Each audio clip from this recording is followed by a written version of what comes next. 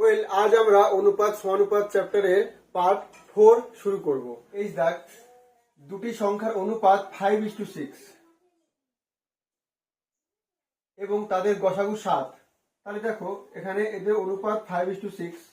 তাহলে ধরে নিচ্ছে একটা সংখ্যা 5x আর একটা সংখ্যা 6x। আবার দেখো এদের বলছে গসাগু 7। আবার দেখো আমাদের এখানে এদের গসাগু আসবে, এদের কমন অংশ x। তাহলে x = 7। তাহলে অতএব প্রথম সংখ্যা হবে 5 × 7 = 35, দ্বিতীয় সংখ্যা হবে 6 × 7 = 42। এবার এদের কি চেয়েছে আমাদের? সমষ্টি কত? এদের সমষ্টি কত? 5 আর 2 = 7, 3 আর 4 = 7, 77। এ দাগ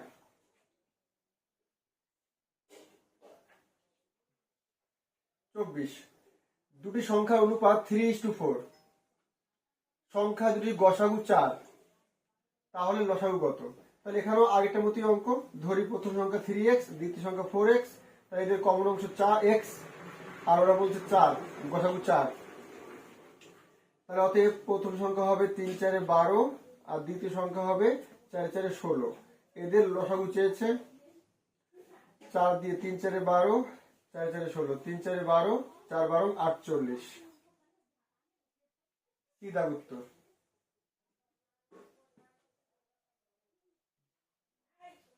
পঁচিশ দাগ।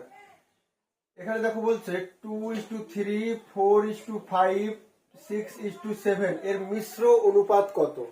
তাহলে আমরা বলেছিলাম মিশ্র অনুপাত মানে হচ্ছে সবাইকে জাস্ট গুণ করে দাও।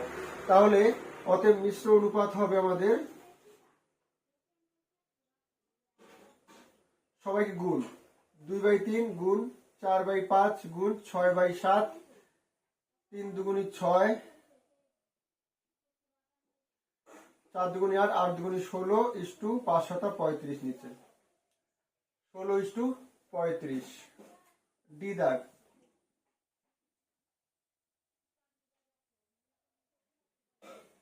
26। বলছে দুটি সংখ্যার যোগফল তাদের বিয়োগফলের 3 গুণ। সংখ্যা দুটির অনুপাত কত? তাহলে এখানে দেখো দুটো সংখ্যার যোগফল ওদের বিয়োগফলের 3 গুণ। তাহলে সংখ্যা দুটির অনুপাত কত হবে? তার ধরে নিচ্ছি সংখ্যা দুটি হচ্ছে আমাদের x আর একটা হচ্ছে y। তাহলে ওদের যোগফল কত বলেছে? বিয়োগফলের 3 গুণ, এটা বলে দিয়েছে। তাহলে আমরা পাচ্ছি এখান থেকে x + y = 3x - 3y পাচ্ছি। এবার আমরা x গুলোকে এক পাশে নিয়ে আসবো। তাহলে x - 3x আর ওদিকে -3y আর এই +y ওই পাশে গেলে -y। দেয়ারফর এদিকে বিয়োগ করলে -2x আসছে আর ওদিকে দুটোই একই চিহ্ন, তাহলে -4y হবে। মাইনাস মাইনাস কেটে যাবে, 2 × 2 = 4 কেটে যাবে, তাহলে x = 2y। অতএব x/y = 2/1 আছে একটা, দ্যাট ইজ 2:1। এ দাগ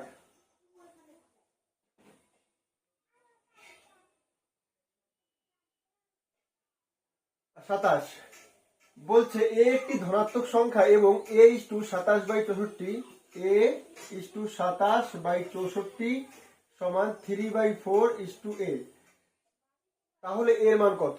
তাহলে বলছে a একটি ধনাত্মক সংখ্যা আর এটা বলে দিয়েছে, এখান থেকে আমাদের এর মান চেয়েছে। তাহলে আমরা দেখো এটা কি লিখতে পারি, বা আমরা লিখতে পারি এটাকে a মানে ভাগকে গুণ করলে কত হবে? উল্টে যাবে। তাহলে ওদিকেও তাই 3/4 ইন্টু মানে ভাগকে গুণ করলে পরে এটা উল্টে যাবে, 1/a হয়ে যাবে। তাহলে আমরা লিখতে পারি এরপরে এই এটাকে যদি এদিকে নিয়ে আসি তাহলে গুণ হবে, নিচে আছে এদিকে উপরে গুণ হবে, তাহলে a × a²। আর ডান পাশে 3/4 ছিল কিন্তু এইটা ওই পাশে গেলে উল্টে যাবে, 27/64 হবে। তাহলে therefore a = হবে আমাদের √3 × 27/4 × 64। তাহলে দেখো আমাদের দাঁড়াচ্ছে 3 × 27 মানে 3 × 3 × 3 আর 4 × 64 মানে 4 × 4 × 4, 4 × 4 × 4। দ্যাট ইজ দুটো 3 বেরোবে এখান থেকে আর দুটো 4 বেরোবে, অর্থাৎ 9:16।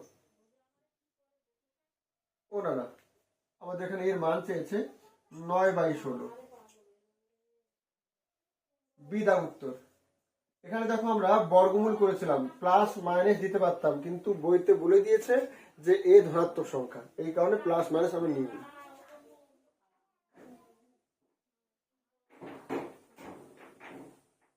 28 বলছে একটি ঘন্টার কাঁটা ও মিনিটের কাঁটার গতিবেগের অনুপাত কত। তাহলে দেখো একটা ঘড়ির আমরা কি থাকে 12, 3, 6, 9, 1, 2, 4, 5, 7, 8, 9, 10, 11, যাই হোক এটা হয়। তাহলে আমাদের দেখো ঘন্টার কাঁটা কিন্তু এখান থেকে আবার এদের মধ্যে আবার 5টা করে ঘর থাকে। ঘন্টা কাঁটা দেখো আমাদের 1 ঘন্টায় এখান থেকে এইটুকু আসবে, ঠিক আছে, অর্থাৎ 5 ঘর যায়।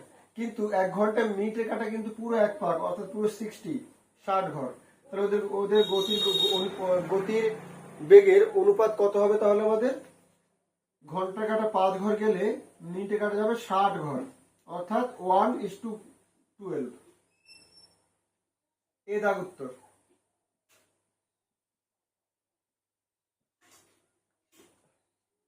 29 এখানে কি বলছে? a:b বলেছে 3:4 আর x:y বলেছে 4:5। তাহলে মান চেয়েছে কত কত? 4ax - by ভাগ 5by - 7ax, এইটার মান চেয়েছে। তাহলে দেখো আমরা যেহেতু ভাগ চেয়েছে বা অর্থাৎ অনুপাত চেয়েছে, তাহলে আমরা কিন্তু এর মান 3, b এর মান 4, x এর মান 4, y এর মান 5 লিখতে পারি। তাহলে লিখে দিই। তাহলে 4 ইন্টু এর মান 3 আর x এর মান 4 মাইনাস b এর মান 4 আর y এর মান 5 ভাগ 5 ইন্টু b এর মান পেয়েছি আমরা 4, y এর মান পেয়েছি 5 মাইনাস 7, এর মান পেয়েছি আমরা 3 আর x এর মান পেয়েছি 4। তাহলে দাঁড়াচ্ছে আমাদের 3 4 12, 4 12 48 মাইনাস 20 ভাগ 5 5 25, 4 25 সঙ্গে 100 মাইনাস 3 7 21, 4 21 সঙ্গে 84। দ্যাট ইজ এদিকে আসছে আমাদের 28 আর ওদিকে আসছে আমাদের 100 থেকে 84 বাদ দিলে হবে আমাদের 16। That is 28/16। 4 দিয়ে কেটে দিই, 4 7 28, 4 4 16, অর্থাৎ 7:4। বি দাগ উত্তর।